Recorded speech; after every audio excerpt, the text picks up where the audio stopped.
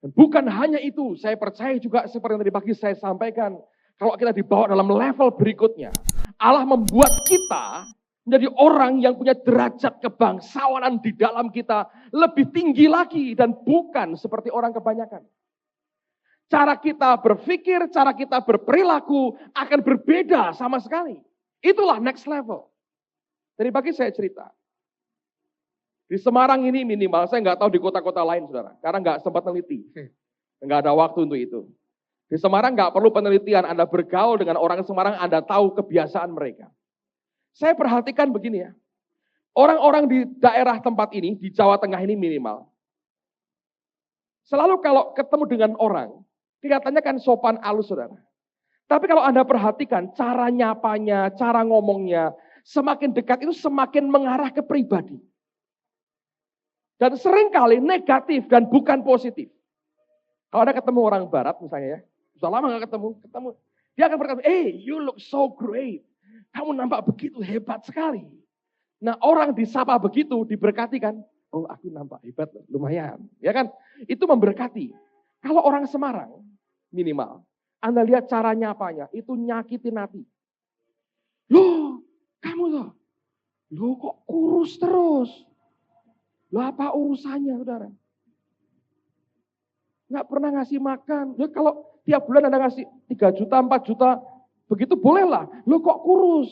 Udah tak kasih 3 juta, 4 juta loh tiap bulan. Nah itu boleh. Tapi nggak ngasih apa-apa. Ngomong sekali ketemu, nembak gitu aja. Loh kok kurus? Loh kok tambah gendut? Loh itu urusannya apa? Wong makan-makan sendiri nggak minta makan kamu kok. Kenapa selalu begitu? Kenapa nggak bisa ngomong, kamu nampak segar loh. Kamu nampak sehat sekali. Kamu nampak luar biasa. Itu kan bagus, saudara. Kok ngomongnya itu mesti ngarahnya itu nyakiti hati orang. Ada lagi, loh kok si urep loh gitu. Masih hidup ya loh. Dikira hantu. Nyapa. Dengar, saya tidak mau di tengah-tengah kita ada orang begitu, saudara. Ya. Next level, saudara. Perilaku kita pun mesti baik. Supaya orang ketemu kita itu senang gitu loh. Bukan ketemu, iki meneh. Menceni wong minggir. Jangan, saudara. Ketemu kita dia kata, kalau aku disapa dia, pasti enak buat hatiku. Nah ini bukan memanjakan orang. Tapi kita belajar mengappreciate, menghargai orang. Nanti kalau enggak, gini, sudah ngerti ini belum kawin ya. Tanya gini, kapan kawin nih?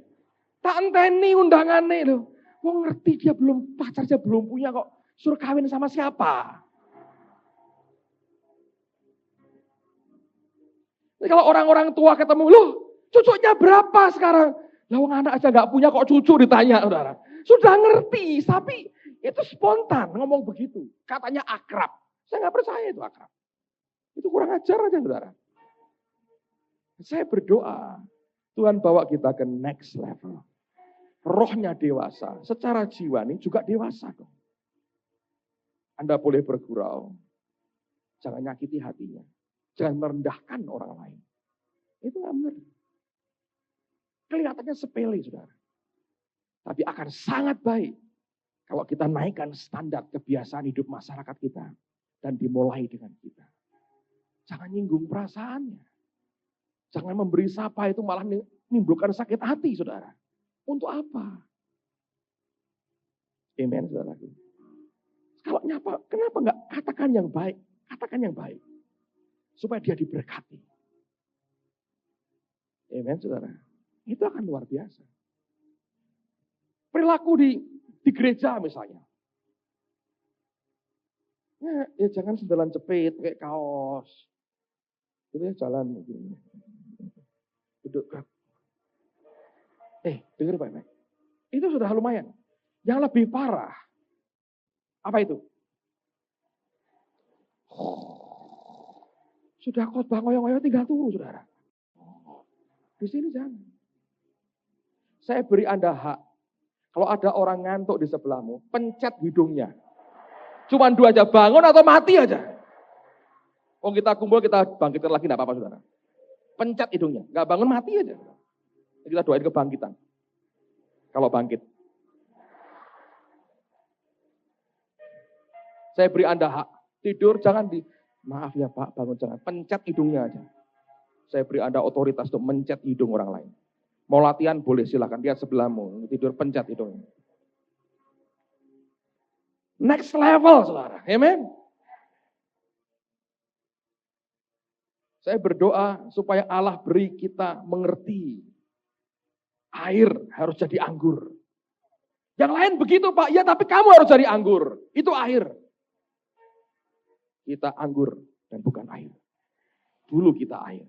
Sekarang air sudah berubah jadi anggur. Itu cara Tuhan. Masuk gereja, handphone dimatikan. Amen, saudara. Kalau Anda bawa handphone nggak salah. Masuk gereja, handphone tidak dimatikan. Salah. Kalau handphonenya berbunyi, double salahnya. Kalau sudah bunyi Anda jawab, halo, nekat itu orang namanya. Come on. Next level. Itu orang kan begitu Pak, itu air. Kita sudah dirubah jadi anggur. Kamu mesti begitu. Nangkep saudara. Anda perhatikan, teman-teman remaja misalnya, pelajar, kami didik saudara, walaupun dengan halus, bagaimana berperilaku dalam sopan santun. Mereka yang duduk di depan, kalau Anda perhatikan, sekarang memang kami atur, kalau ada tamu seperti Robert datang diatur. Tidak semua orang boleh di depan. Sebab kita ngatur supaya mereka punya standar perilaku yang baik. Dulu saya melihat, kalau sudah mau khotbah, rombongan, 5-6 orang, minum, krok. Bawa minum, bawa botol, bawa sandal, ini sandal semua. Bawa botol aqua, botol ini, botol itu, minum, makan. Begitu selesai, bungkus permen, kulit kacang, ketahuan semua. Tapi saya bersyukur beberapa kali ini lebih tertib, lebih bagus. Next level. Jangan kamso gitu saudara ya, kalau sama orang. Next level gitu saudara. Next level. Perilaku kita semuanya mesti next level. Yakin nanti Allah akan makin memberkati saudara. Amen saudara. Kalau Anda mau masuk ke gereja, ya, semua urusan perut, urusan apa, selesaikan dulu dah. Ya, buang air kecil, air tanggung, air besar, selesaikan dulu. Jangan ketika orang khotbah, jalan ke kamar mandi, dan saya perhatikan beberapa teman, ke kamar mandi sendiri aja nggak berani, iring-iringan orang 3 mesti, iring-iringan. Saya perhatikan beberapa kali itu, kemana ya, kamu pulang atau apa, nggak tahu, iring-iringan. Oh kamar mandi bareng. Selesai, balik iring-iringan lagi. Itu kok bebek-bebekan itu. Orang Surabaya bilang, ya opo rek katanya. Kok iring-iringan gitu loh saudara. Kalau ke kamar mandi kok ngejak konco iring-iringan. Baris itu ngomong WC itu dulu. Amen saudaraku. Next level. Perilakunya mesti lain. Katanya anak raja. Anak raja, kamso dadan. Amen. Apalagi ya, saya ingat-ingat sudah. Belajar. Kalau Anda bisa mengerti itu, air jadi anggur, air jadi anggur. Dalam kehidupan, hal yang sama berlaku. Tadi pagi saya cerita kesaksiannya Pak Timotius. Dia cerita begini. Saya ceritakan aja apa adanya. Kalau keliru ya nanti diralat. Menurut saya tidak keliru. Ketika mulai kerja pertama kali, dia nggak punya mobil. Dia naik motor trail. Motor trail itu motor yang paling egois. Lah, mesti nyiprati orang belakangnya kok. Ya. Soalnya mau naik gunung terserah di kota, jalan berlubang, banyak becek, naik itu kan nyiprati belakangnya. Motor semua, naik trail. Naik trail, cari order cetakan gitu ya. Dia cerita begini. Banyak orang, ya sudah, gitu aja. Hidupnya hidup biasa, nggak ada apa-apa. Cuma keluntang-keluntung, nggak ada kerjaan. Ya.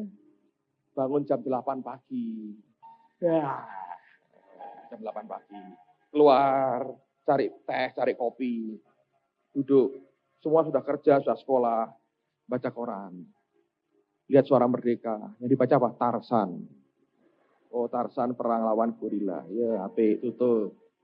Ya kan? Terus cari makan. Makan kenyang bingung mau apa? Nonton TV. Oh, film kartun. Yang video sedikit. Kok kayak aku ya gitu-gitu. Matiin lagi. Terus keluar, cari teman, saudara, cari teman.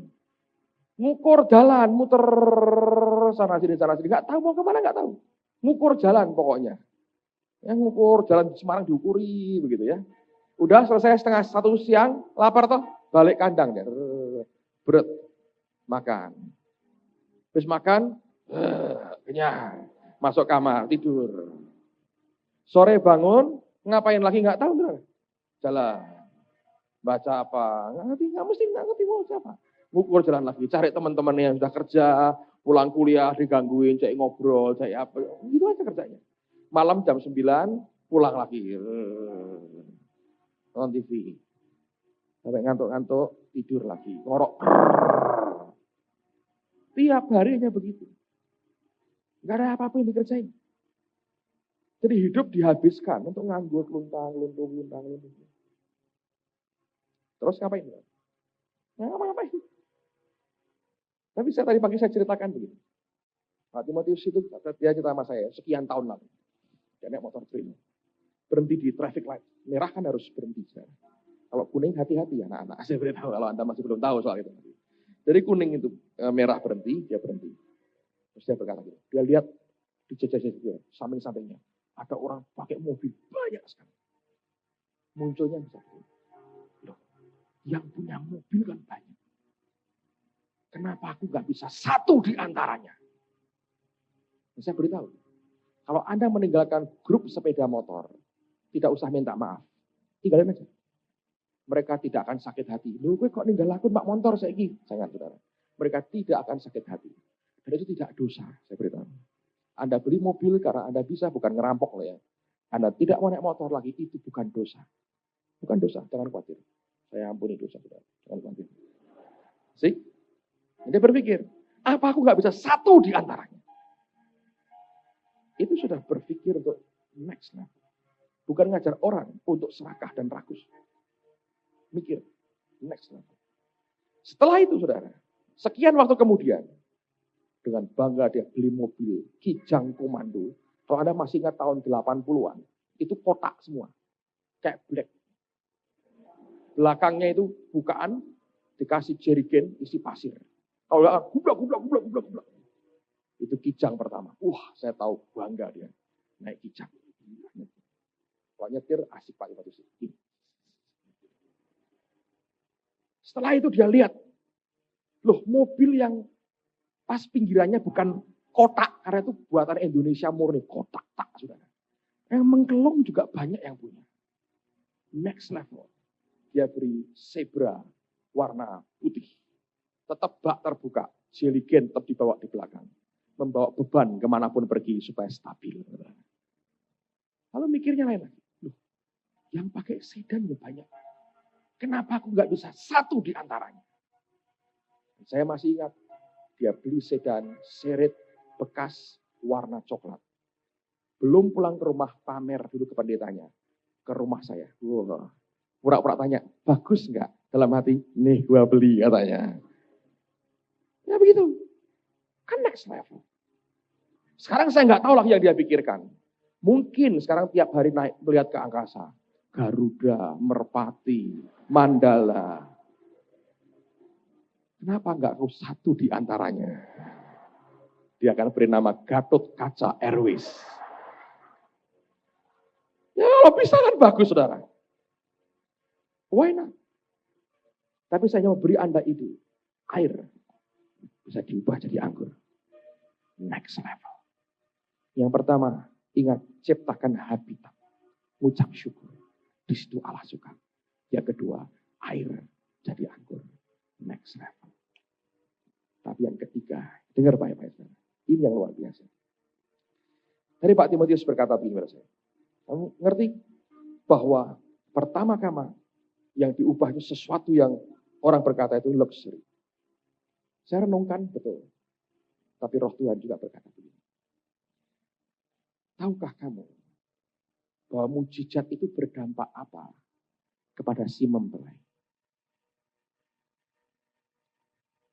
Apa? Menyelamatkan mukanya dan harga dirinya. Betul? Kalau kehabisan anggur, itu seperti Anda pesta, makanannya habis. Tamu masih banyak, sumbangan diterima, gak dapat makan. Nangkep juga.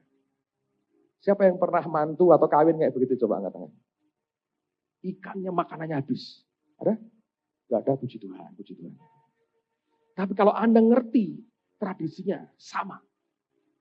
Sumbangan tetap, oh ya terima kasih. Tetap dikasih bunga ucapan terima kasih. Sumbangan diterima dulu. Masuk aja masuk. Masih kok masih. Yang depan gak ngerti. Wah habis. Masih sampai di sana. Gak ada yang dimakan. Itu kalau keluarganya genah. Itu memalukan sekali. Karena orang berkata apa? Ngundang-ngundang gak dikasih makan. Sumbangan diterima. Katanya begitu. Itu memalukan sekali. Yang dibuat Yesus. Ujung-ujungnya saya perhatikan. Menyelamatkan muka. Menghilangkan kemungkinan aib. Dan membuat harga dirinya tidak jatuh. Tuhan ngomong sama saya. Di sini ada beberapa orang yang ada dalam persoalan. Yang kalau problemmu tidak selesai, akan menimbulkan aib dalam hidup. Engkau akan malu sekali. Tidak punya muka lagi ketemu dengan orang. Dengar, malam ini Tuhan berfirman. Dia juga mau selamatkan bukan nyawamu, menyelamatkan muka kita pun dia mau. Yang pertama dia buat, dia selamatkan muka mempelai ini. Selamatin muka. Tapi Roh Kudus berkata pada saya, ada beberapa orang yang kau sampai titik di mana kau berkata, Tuhan, kalau ini tidak tertolong, aku gak punya muka lagi. Ya punya tapi gak punya. Anda tahu maksud saya? Anda akan malu sekali. Harga dirimu akan jatuh. Dan kau berkata, aku gak punya muka lagi ketemu dengan siapapun. Berita yang Tuhan sampaikan buat Anda hari ini. Dia pun mau menyelamatkan muka kita. Yang pertama dia buat. Dia selamatkan muka orang. Bayangin. Betapa luar biasa Tuhan yang kita sembah sebetulnya. Kadang kita berpikir, Tuhan, Engkau hanya tertarik kepada perkara yang tinggi-tinggi, yang rohani. Engkau tidak akan tertarik urusan dengan urusanku seperti ini. Salah. Mujizat pertama dia buat. Di tempat di mana ada pesta. Dan mujizat itu menolong. Menyelamatkan muka keluarga ini, saudara. Kalau engkau sudah pernah undang Yesus dalam hidup. Dengar. Alkitab berfirman. Orang yang percaya kepada Tuhan tidak akan dipermalukan. Dia mau selamatkan muka. Tidak akan. Kita dulu berpikir Tuhan, kau hanya mau yang tinggi-tinggi, yang muluk-muluk. Apakah engkau peduli juga dengan yang ini? Saya berkabar buat saudara. Ya, dia peduli. Dan tidak akan terlambat. Tidak akan terlambat. Persoalannya apakah Anda percaya tidak dengan dia? Jangan bingung, saudara. Untuk menyelamatkan muka dengan caramu sendiri. Ketika manusia jatuh dalam dosa, sadar telanjang. Diambil akan daun dari pohon apa? Pohon ara. Mereka pakai untuk pakaian mereka. Untuk cawat. Menutupi ketelanjangan mereka. Menutupi akan rasa malu mereka. Apakah dibiarkan Tuhan, saudara? Tidak. Tuhan sepertinya mau berkata, nah, aku tahu kamu malu. Kamu coba tutupi dengan itu. Tapi tidak cukup menutupi dengan daun pohon ara. Mari aku buatkan yang lebih baik buat kamu. Untuk menutupi rasa malu. Dia korbankan domba. Diambil kulitnya. Ditumpahkan darahnya. Amplified mengatakan dibuat long coat, saudara. Yang menutup dari leher sampai ke bawah lutut. Long coat. Tuhan yang pertama buat pakaian bagi manusia. Dan dengan pakaian itu manusia terbebas dari rasa malunya. Dari sejak semula, dia juga tahu kalau ada harga diri, ada muka yang harus ditaruh di tempatnya. Dia juga ngerti. Saya mau beritahukan kabar baik buat saudara hari ini. Dia juga peduli dengan hal seperti itu. Kalau engkau percaya dan engkau undang Tuhan dalam hidupmu seperti mempelai ini, mengundang Yesus dalam pernikahan mereka, engkau tidak akan dipermalukan oleh Tuhan. Orang yang percaya kepada Dia tidak akan dipermalukan. Coba buka Yesaya pasal 50. Yesaya pasal yang ke-50.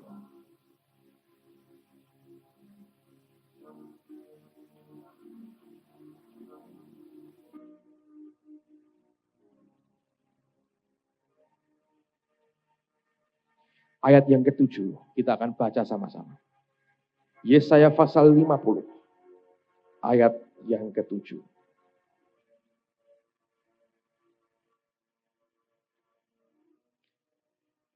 Yesaya 50 ayat 7. 2, 3. Tetapi Tuhan Allah menolong aku. Sebab itu aku tidak mendapat noda. Sebab itu aku meneguhkan hatiku. Seperti keteguhan gunung batu. Karena aku tahu bahwa aku tidak akan apa? Mendapat malu. Tidak ada noda. Tidak akan mendapat malu. Kalau engkau mau datang ke Tuhan. Dan percaya kepada-Nya. Dengar baik-baik demi kasih Tuhan. Saya harus sampaikan ini sebagai pesan Tuhan buat Anda. Dia juga ingin melihat engkau dipermuliakan untuk kemuliaan namanya. Tidak ada niatan dalam hati Allah membuat engkau dipermalukan orang dan jadi cemoohan orang. Tapi niatan Tuhan menyatakan kemuliaannya lewat hidup saudara dan lewat hidup saya. Amen. Tutup Alkitab. Siapa yang tahu firman Tuhan ini buat saudara malam hari ini? Angkat tangan tinggi. Saya mau beritahu saudara, ini bukan dari apa yang saya siapkan. Saya belajar, saya mau honest, jujur dengan saudara. Dari mana saya bisa mengerti ini? Dari apa yang Tuhan sampaikan.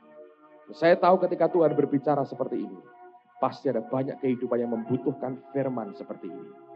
Saya bersyukur, bukankah Dia setia dan Dia baik dengan kita. Disampaikan firman-Nya pada waktunya dan ditegakkannya kehidupan kita. Mari berdiri bersama-sama. Kami tahu Allah memberikan janji itu. Dan kami mau pegang janji Tuhan. Kami pegang janji Tuhan. Yang Tuhan katakan pesan Tuhan ini. Ya dan amin bagi hidup kami. Jadi dalam hidup kami. Dalam nama Yesus. Jadi dalam hidup kami. Jadi dalam hidup kami. Kami jadi orang yang penuh sukacita. Kami naik ke next level. Air jadi anggur. Kami tahu Tuhan, Engkau tidak akan mempermalukan kami. Engkau tidak akan mempermalukan kami. Engkau tidak akan mempermalukan kami. Dan sekarang terima penyembahan kami yang terbaik dengan harta kami. Engkau layak terima penyembahan yang terbaik dalam hidup kami, juga lewat harta kami ini. Semuanya bagimu Tuhan. Demi nama Tuhan Yesus.